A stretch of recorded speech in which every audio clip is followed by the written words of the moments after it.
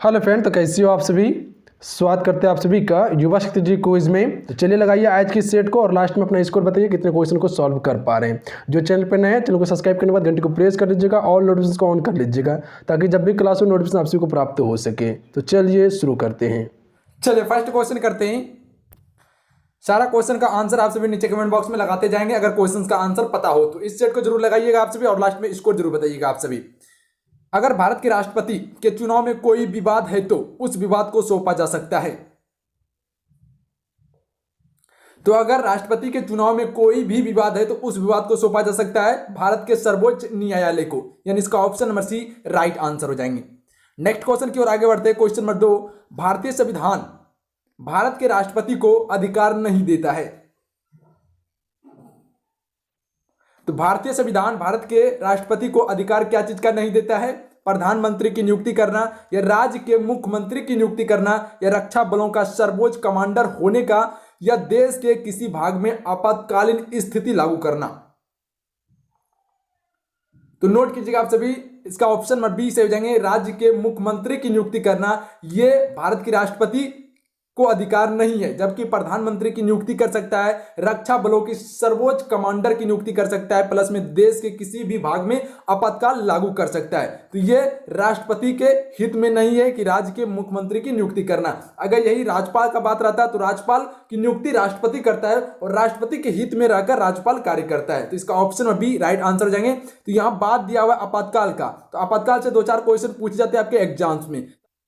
तो आप सभी को बताते हैं कि आपातकाल 3 तरह का होता है। एक राष्ट्रीय आपातकाल होता है, एक राष्ट्रपति शासन होता है, एक वित्तीय आपातकाल होता है। राष्ट्रीय आपातकाल जो लगता है वह 352 के तहत लगता है, अनुच्छेद 352 के तहत। अगर वही राष्ट्रपति शासन की बात करें तो यह अनुच्छेद 356 के तहत लगाया जाता है। अगर वही बात करें वित्तीय आपातकाल की तो यह अनुच्छेद 360 के अंतर्गत लगाया जाता है। नोट करेंगे यह भारत में जो आपातकाल लगता है यह कहां से लिया गया है? तो भारत शासन अधिनियम 1935 से लिया गया है।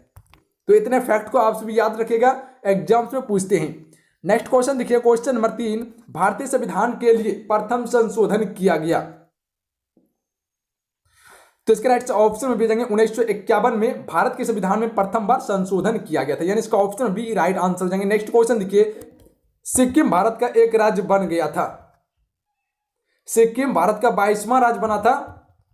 तो यह बना था 35वें संविधान संशोधन के अंतर्गत बना था।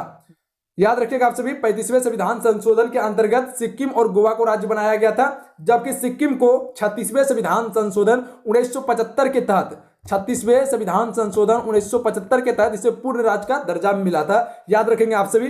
अगर सिक्किम की बात करें तो इसकी राजधानी कहां है? गंगटोक इसकी राजधानी है। नेक्स्ट क्वेश्चन देखिए, भारत के सर्वोच्च न्यायालय की स्वीकृति क्षमता क्या है? तो इसके राइट से ऑप्शन में हो जाएंगे 31 हो जाएंगे। अगर बात करें सर्वोच्च न्यायालय की स्वीकृति की क्षमता के बारे में तो यह अनुच्छेद 124 के मूल स्वरूप के अनुसार मुख्य न्यायाधीश और उसके अलावा सर्वोच्च न्यायालय की स्वीकृति क्षमता 7 रखे गए थे, जबकि इसे जो है कि 1956 में 10 बढ़ाया गया, फिर 1960 में 13 बढ़ाया गया, फिर 1978 में 17 बढ़ाया गया और फिर 1986 में जो कि 25 बढ़ाया गया और लास्ट में 1908 में 30 कर दिया गया था। तो अभी जो कि कुल जो है कि सर्वोच्च न्यायालय और मुख्य न्यायाधीश सहित न्यायाधीशों की कुल संख्या कितनी होती है? 31 होती है। याद रखेंगे आप सभी। नेक्स्ट क्वेश्चन देखिए, भारतीय रुपये की विनिमय दर निर्धारित होती है।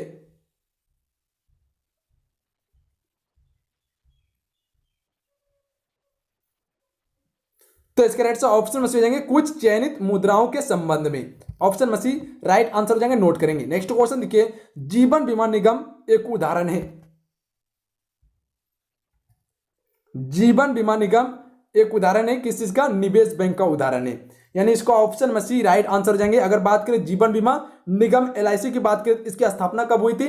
1 सितंबर 1956 को हुई थी। इसका हेडक्वार्टर कहां है? मुंबई इसका हेडक्वार्टर है। याद रखेंगे आप सभी।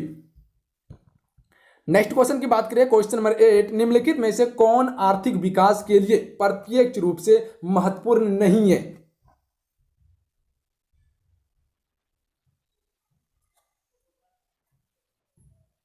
तो इसके राइट से ऑप्शन में ये जाएंगे मुद्रा की मात्रा, ये आर्थिक विकास के लिए प्रत्यक्ष रूप से महत्वपूर्ण नहीं है, जबकि महत्वपूर्ण क्या है? मूल्य स्थिरता, बचत दर और संसाधनों का उपयोग। नेक्स्ट क्वेश्चन देखिए, नेक्स्ट क्वेश्चन की ओर आगे बढ़ते हैं। क्वेश्चन नंबर 9, बिहार में औद्योगिकी वित्तीय सहायता प्रदान करते हुए कौन प्रमुख वित्तीय संस्था है?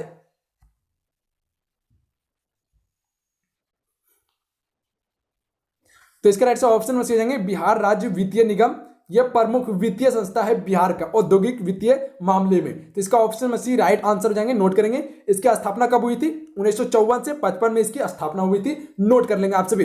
अगर बात करें विश्व बैंक की स्थापना के बारे में, तो इसकी स्थापना हुई थी जुलाई 1944 में। कब? जुलाई 1944 में इसकी स्थापना हुई थी। हेडक्वार्टर कहाँ है, मुख्यालय कहाँ है? तो वाशिंगटन डीसी में है, जो कि अमेरिका की राजधानी है, वही इसकी मुख्यालय है। अगर बात करें स्टेट बैंक की, तो स्टेट बैंक की स्थापना कब हुई? 1 जुलाई 1955 को हुई थी। 1955 में इसकी स्थापना हुई थी। हेडक्वार्टर मुंबई में इसकी। तो अगर बात करें अभी बिहार की, तो बिहार के राज्यपाल अभी कौन है?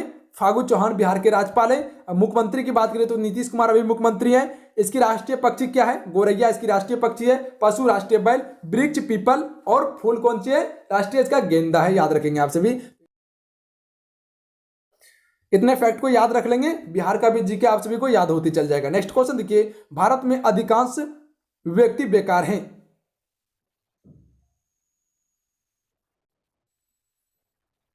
तो ये अभी कृषि में अधिकांश व्यक्ति बेकार है, याद रखेंगे। ऑप्शन बी राइट आंसर हो जाएंगे। नेक्स्ट क्वेश्चन देखिए, पाटलिपुत्र में स्थित चंद्रगुप्त का महल मुख्यतः बना था। अगर बात करें चंद्रगुप्त मौर्य के बारे में, तो इसने मौर्य वंश की स्थापना की थी। तो इसका महल जो बना हुआ था पाटलिपुत्र में, लकड़ी का महल बना हुआ था। ऑप्शन में सी राइट आंसर हो जाएंगे। नेक्स्ट क्वेश्चन देखिए, ह्वेनसांग की भारत में यात्रा के समय सूती कपड़ों के उत्पादन के लिए सबसे प्रसिद्ध नगर था।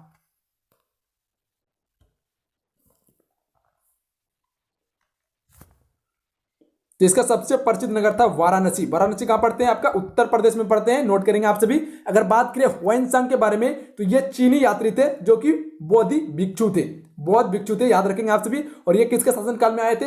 हर्षवर्धन के शासनकाल में भारत आए हुए थे। ये भारत में लगभग 15 वर्ष रहा था और इसने नालंदा विश्वविद्यालय की अध्ययन किया था। नेक्स्ट क्वेश्चन देखिए, कुतुबुद्दीन ऐबक की राजधानी थी। शायद आप सभी को बताए होंगे, कई बार भी बताए होंगे आप सभी को, कि कुतुबुद्दीन ऐबक गौरी का गुलाम था, जिसने दिल्ली सल्तनत की स्थापना की थी, गुलाम वंश की स्थापना की थी 1206 ईस्वी में। तो इसकी राजधानी कहां थी? तो इसकी राजधानी थी लाहौर में। Option number A right answer हो जाएंगे 13 का।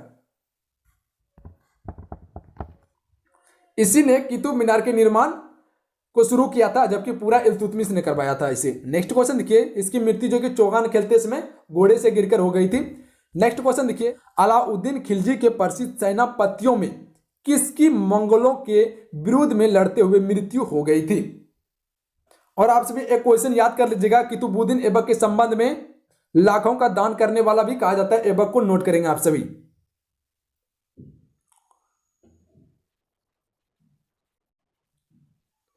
तो इसका राइट ऑप्शन में हो जाएंगे जफर खां की मृत्यु हो गई थी। नेक्स्ट क्वेश्चन देखिए, हुमायूं द्वारा लड़े गए 4 प्रमुख युद्ध का तिथि अनुसार सही क्रम संकेत करें। युद्ध स्थलों के नाम नीचे अंकित करें। ये क्वेश्चंस आप सभी को कई बार बता चुके हैं। अगर क्वेश्चंस का पता होगा तो नीचे कमेंट बॉक्स में आप आंसर जरूर लगाइएगा। तो इसका राइट ऑप्शन में दीजिएंगे, देवड़ा का युद्ध हुआ था, चौसा का युद्ध हुआ था, कन्नौज का युद्ध हुआ था, तब सरहिंद का युद्ध हुआ था। देवड़ा का युद्ध कब हुआ था? 1531 में हुआ था, जबकि चौसा का युद्ध जो कि शेरशाह और हुमायूं के बीच में हुआ था, यह 1539 में हुआ था, जबकि कन्नौज का युद्ध 1540 में हुआ था और सरहिंद का युद्ध 1555 में हुआ था। तो यह नोट कीजिएगा आप सभी, मोस्ट इंपॉर्टेंट जो है कि ये युद्ध है। नेक्स्ट क्वेश्चन देखिए, निम्नलिखित में से किस इतिहासकार ने शाहजहां के काल को मुगल काल का स्वर्ण युग कहा? हिंदी काल का स्वर्ण युग जो कहा जाता है वह अकबर के शासनकाल को कहा जाता है। तो ये दोनों क्वेश्चंस में कंफ्यूजन रहता है, नोट कीजिएगा आप सभी। तो यह किसने कहा था? B.A. स्मिथ ने कहा था शाहजहां के शासनकाल को मुगल का स्वर्ण युग शासनकाल। अगर यही बात करें मुगल काल हिंदी स्वर्ण युग का शासनकाल के, तो यह अकबर के शासनकाल को कहा जाता है। नेक्स्ट क्वेश्चन की बात करें, निम्नलिखित में से किसने बंगाल में द्वैत शासन प्रणाली को समाप्त किया? तो सबसे पहले आप सभी याद रखिएगा, द्वैत शासन जो शुरू हुआ था वह 1765 में शुरू किया था। किसने किया था? यह रॉबर्ट क्लाइव के द्वारा किया गया था, जबकि वॉरेन हेस्टिंग ने इसे समाप्त कर दिया था। ऑप्शन में सी राइट आंसर रहेंगे। अगर नेक्स्ट क्वेश्चन की बात करें हम सभी, रंजीत सिंह ने प्रसिद्ध कोहिनूर हीरा प्राप्त किया था। तो इसका राइट से ऑप्शन में हो जाएंगे शाहसुजा से रंजीत सिंह ने प्रसिद्ध कोहिनूर हीरा को प्राप्त किया था। नेक्स्ट क्वेश्चन देखिए, लॉर्ड वेलेस्ली की सहायक संधि को स्वीकार करने वाला पहला मराठा सरदार था। सहायक संधि किसने शुरू किया था? लॉर्ड वेलेस्ली ने किया था। तो इसे स्वीकार करने वाला पहला मराठा कौन था?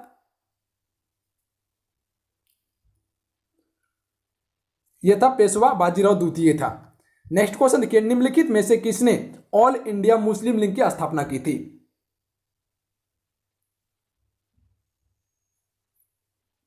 तो इसके राइट से ऑप्शन में दिए जाएंगे नवाब सलीमुल्लाह खान जो है कि ऑल इंडिया मुस्लिम लीग की स्थापना की थी और यह हुआ था 30 दिसंबर 1906 को ढाका बांग्लादेश में हुआ था। इसमें प्रसिद्ध नेता मोहम्मद अली जिन्ना भी शामिल था। नेक्स्ट क्वेश्चन देखिए, निम्नलिखित में कौन आत्मीय सभा के संस्थापक थे? तो आत्मीय सभा के संस्थापक जो थे राजा राम मोहन राय थे।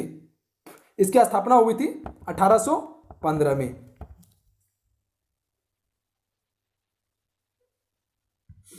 नेक्स्ट क्वेश्चन देखिए, ब्रह्म समाज की स्थापना हुई थी किस वर्ष?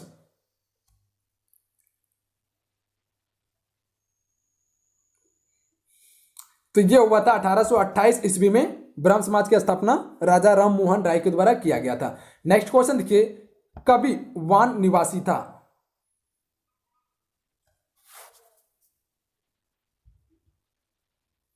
तो यह निवासी था थानेश्वर का। नेक्स्ट क्वेश्चन देखिए, पटना को प्रांतीय राजधानी बनाया था किसने? शेरशाह ने पटना को प्रांतीय राजधानी बनवाया था।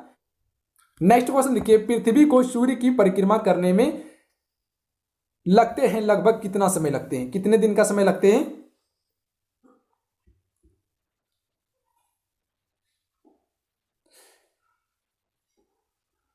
तो इसके राइट से ऑप्शन नंबर डी जाएंगे 365.75 दिन का समय लगता है। अन्यथा आप सभी 365 दिन 6 घंटा 48 मिनट याद रख लीजिएगा। 365 दिन 6 घंटा 48 मिनट का समय लगता है। अगर बात करें यही अगर पृथ्वी अपने अक्ष पर जो घूमता है वह 23 घंटा 56 मिनट में समथिंग घूम जाता है अपने अक्ष पर, जिसके कारण से दिन रात होता है। नोट कीजिएगा आप सभी। नेक्स्ट क्वेश्चन देखिए, सौर मंडल का सर्वाधिक गर्म ग्रह है? तो शायद आप सभी कई बार बता भी चुके हैं सौर मंडल का सबसे गर्म ग्रह कौन सा है? शुक्र सौर मंडल का सबसे गर्म ग्रह है और यह पृथ्वी से नजदीक का ग्रह है। इसे जुड़वा ग्रह भी कहा जाता है पृथ्वी का, या वाहन भी कहा जाता है। नोट कीजिएगा आप सभी। और यह सबसे गर्म ग्रह है। पृथ्वी सूर्य से सबसे नजदीक है। मंगल को लाल ग्रह कहते हैं, पृथ्वी को नीला ग्रह कहते हैं। नोट कीजिएगा आप सभी। अगर यही दूर ग्रह की बात करें, सूर्य से दूर स्थित ग्रह, तो वरुण ग्रह हो जाएंगे। नोट करेंगे, नेपच्यून जिसे कहते हैं। नेक्स्ट क्वेश्चन देखिए, विश्व की सर्वाधिक लंबी पर्वत श्रृंखला है?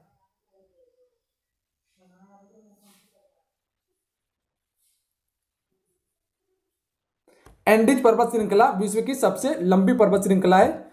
नेक्स्ट क्वेश्चन की ओर आगे बढ़ते हैं। क्वेश्चन नंबर 28 स्क्रीन पे, विश्व का वृहत्तम डेल्टा निर्माण करता है? तो सबसे अधिक डेल्टा जो निर्माण करता है वह गंगा और ब्रह्मपुत्रा द्वारा किया जाता है। Option number A right answer हो जाएंगे। नेक्स्ट क्वेश्चन देखिए, कपास उद्योग जिन कच्चे माल पर आश्रित हैं वे हैं? तो ये हैं भारहास मूल। Option number A right answer हो जाएंगे। नेक्स्ट क्वेश्चन देखिए, भारत के अतिरिक्त पर्यायद्वीपीय पर्वत निर्मित हुए हैं? तो ये हुए पेलिये जो कोई महाकल्प में। ऑप्शन बी राइट आंसर हो जाएंगे। नोट करेंगे। नेक्स्ट क्वेश्चन की ओर आगे बढ़ते हैं। पृथ्वी की सतह से ओजोन परत की ऊंचाई है? तो पृथ्वी से ओजोन परत की जो ऊंचाई है वह लगभग जो है कि 40 से 50 किलोमीटर है। ओजोन परत को पृथ्वी का रक्षा कवच भी कहा जाता है, क्योंकि यह सूर्य से आने वाली पराबैंगनी किरण को रोकती है और यह पृथ्वी की रक्षा करती है। नोट करेंगे आप सभी। नेक्स्ट क्वेश्चन देखिए, ठंडे के दिनों में लोहे के गुटके और लकड़ी के गुटके को प्रातः काल में छुए तो लोहे का गुटका ठंडा लगता है, क्योंकि? ऑप्शन आपको नीचे मिल जाएंगे। तो देखिए इसको नोट कर लीजिएगा। ऑप्शन बी इसका राइट आंसर हो जाएंगे। लकड़ी की तुलना में लोहा उष्मा का अच्छा चालक होता है, इसी कारण से जो कि लोहा का गुटका ठंडा लगता है लकड़ी को छोड़कर। क्योंकि लकड़ी जो है कि उष्मा का चालक नहीं होता है, जबकि लोहा चालक होता है उष्मा का। नेक्स्ट क्वेश्चन देखिए, किसी परमाणु नाभिक का आइसोटोप वह नाभिकीय है जिसमें मौजूद होता है या होती है। तो इसका ऑप्शन बी राइट आंसर हो जाएंगे, प्रोटॉन की संख्या वही होती है परंतु न्यूट्रॉन की संख्या भिन्न होती है। Option number B right answer हो जाएंगे, नोट कर लेंगे आप सभी। नेक्स्ट क्वेश्चन देखिए, मच्छर भगाने वाले दवाओं में सक्रिय रसायन है। तो इसका ऑप्शन हो जाएंगे एलेथीन है।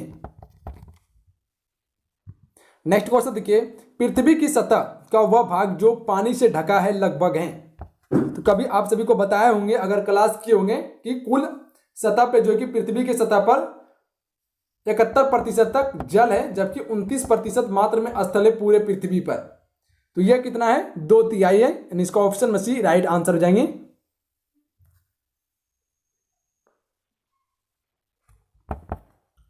नेक्स्ट क्वेश्चन की ओर आगे बढ़ते हैं, जिस तारामंडल के तारे ध्रुव की ओर संकेत करता है वह है। तो कई बार आप सभी को बता चुके हैं कि जिस तारामंडल के तारे ध्रुवों की ओर संकेत करता है उसे हम सप्तऋषि तारा कहते हैं। जो 7 तारा जो देखते होंगे कभी आसमान में आप सभी, उसे ही सप्तऋषि तारा कहा जाता है। यह ध्रुव की ओर अंकित करता है, नोट करेंगे। नेक्स्ट क्वेश्चन देखिए, भारी जल वह जल होता है। तो इसका ऑप्शन में सी राइट आंसर हो जाएंगे, जिसमें हाइड्रोजन का स्थान आइसोटोप ले लेता है, उसे क्या कहते हैं, भारी जल कहते हैं, नोट करेंगे। नेक्स्ट क्वेश्चन देखिए, परमाणु नाभिक के अवयव हैं। तो परमाणु नाभिक के अवयव जो होते हैं वे प्रोटॉन और न्यूट्रॉन होते हैं, जबकि इलेक्ट्रॉन बाहर गमन करते हैं। तो डायरेक्ट क्वेश्चन पूछ रहे कि परमाणु के नाभिक में कौन कौन से कण मौजूद होते हैं, तो प्रोटॉन और न्यूट्रॉन होते हैं, जबकि बाहर इलेक्ट्रॉन गमन करते हैं। नेक्स्ट क्वेश्चन देखिए, 20 वर्ष की आयु पर मानव शरीर में हड्डियों की संख्या होती है लगभग। शायद आप सभी को पता होंगे कि बचपन में जो कि मानव शरीर में हड्डी लगभग 300 होता है, पर जैसे जैसे ग्रोथ होते जाता है, बढ़ते जाता है आदमी, तो हड्डी धीरे धीरे टूटने लगता है। तो कुल कितना हो जाता है, 206 हड्डी हो जाता है, यानी इसका option number D right answer देंगे। मानव के शरीर में कुल कितने हड्डी रहते हैं, 206 हड्डी रहते हैं। तो इनमें option number D right answer देंगे, इनमें कोई नहीं। नेक्स्ट क्वेश्चन देखिए, HIV द्वारा होने वाला रोग है।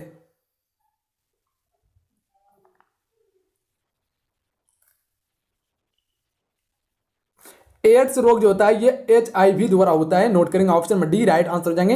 नेक्स्ट क्वेश्चन देखिए, 100 वाट का बिजली का बल्ब यदि 10 घंटा जले तो बिजली का खर्च होगा लगभग कितना होगा खर्च इसका। अगर बात करें हमसे भी बिजली के खर्च के बारे में, तो बिजली के खर्च बराबर लिख देते हैं, बिजली के खर्च बराबर होता है वाट इंटू घंटा, वाट इंटू घंटा बटा 1000 से इसको डिवाइड करना है। तो वाट कितना है, 100 वाट का है। बिजली के खर्च बराबर 100 वाट इंटू 10 घंटा डिवाइड बाय 1000। ये दोनों से जीरो काट देंगे, प्लस में इससे जीरो काट देंगे, इससे जीरो काट देंगे, 1 इंटू 1 ही हो जाएगा। तो इसका मतलब कि 1 यूनिट खत्म होगा, 1 इकाई खत्म होगा, खर्च होगा बिजली। Option number A right answer हो जाएंगे। नेक्स्ट क्वेश्चन देखिए, यदि किसी ऐनक के लेंस का पावर +2 डायोप्टर है तो इसके फोकस दूरी होगी, तो इसके फोकस दूरी जो होगी ये 50 सेमी होगी, नोट कर लेंगे, ऑप्शन सी राइट आंसर हो जाएंगे। नेक्स्ट क्वेश्चन देखिए, निम्नलिखित में से कौन एक कंप्यूटर की भाषा नहीं है।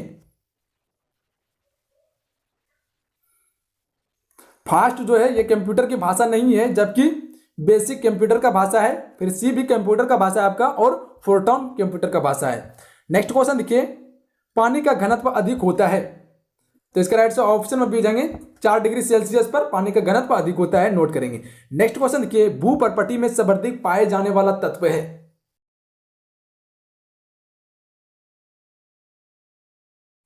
ऑक्सीजन सबसे अधिक मात्रा में पाया जाता है भूपर्पटी में। नेक्स्ट क्वेश्चन देखिए, प्लास्टर ऑफ पेरिस का रासायनिक सूत्र है। प्लास्टर ऑफ पेरिस का रासायनिक नाम जो होता है वह कैल्शियम सल्फेट हाइड्रेट होता है, जबकि इसका रासायनिक सूत्र CaSO4 H2O होता है। Option number D right answer हो जाएंगे। नेक्स्ट क्वेश्चन देखिए, निम्नलिखित में से कौन सा अम्ल सिरके में उपस्थित है।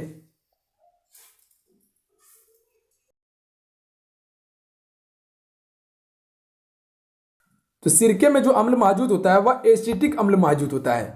नेक्स्ट क्वेश्चन देखिए, ध्वनि का वायु में वेग अनुमानत है। यहाँ अनुमानत की बात किया है तो यह 330 मीटर प्रति सेकेंड हो जाएंगे। ऑप्शन में सी राइट आंसर हो जाएंगे। नेक्स्ट क्वेश्चन की बात करें कि सूर्य के प्रकाश को धरती की सतह पर पहुंचने में लगने वाला समय लगभग है।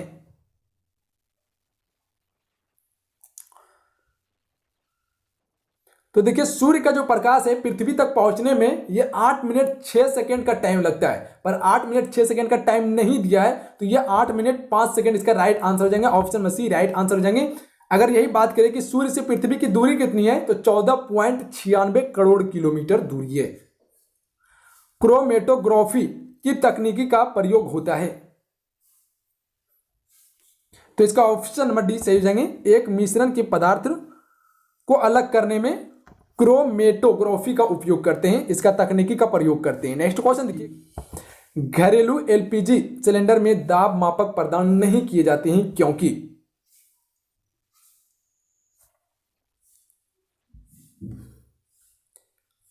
तो इसका ऑप्शन बी से जाएंगे, ये एलपीजी सिलेंडर में गैस की मात्रा को प्रदर्शित नहीं कर सकता है, इसीलिए जो कि घरेलू एलपीजी सिलेंडर में दाब मापक नहीं किए जाते हैं, प्रदान नहीं किए जाते हैं।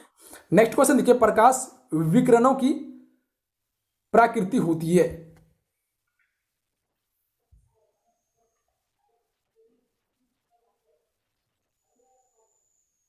तो इसका ऑप्शन में सी से हो जाएंगे, तरंग एवं कण दोनों के समान होती है प्रकाश विकिरणों की प्राकृतिक। नेक्स्ट क्वेश्चन देखिए, शुष्क बर्फ है। लास्ट क्वेश्चन है, आंसर करेंगे आप सभी। शुष्क बर्फ है।